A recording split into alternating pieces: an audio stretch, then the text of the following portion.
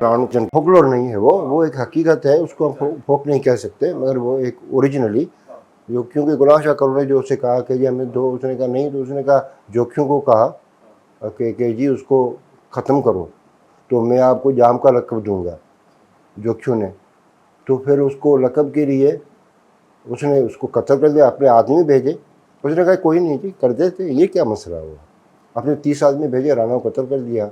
और इस तरह आप ये समझे कि उसकी रियासत जो थी, इसके राणे जो थे, ये इसको निगाम राह भी कहते थे। इसका पहले जो हाकिम था वो उबैद था, फिर अजमाल था, फिर जो राणू को उन्होंने कत्ल किया, अर्जुन को, तो आप समझो कि वो ख़त्म हो गई उनकी रियासत।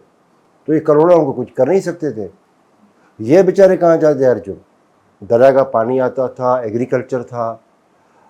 अगर आज से अगर आप 100 बरस पहले भी केटी बंदर का पूछें कि जी यहाँ धान होती थी, कहते हैं कि धान होती थी, कि जी हम उसकी कटाई के लिए मुल्तान से लोग मंगवाते थे।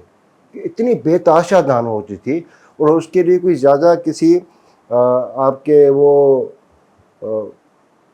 ज़्यादा कोई कुछ नहीं करना पड़ता था। ज़मीन इतनी शानदार थी कि आप वो धान को इस तरह कर देते थे और वो उग पड़ती थी, और वो इतनी धान, जितना पानी उतनी वो, फिर इतनी ज़्यादा होती थी कि हम लोगों मुल्तान से मंगवाते थे कि जी धान की कटाई करो।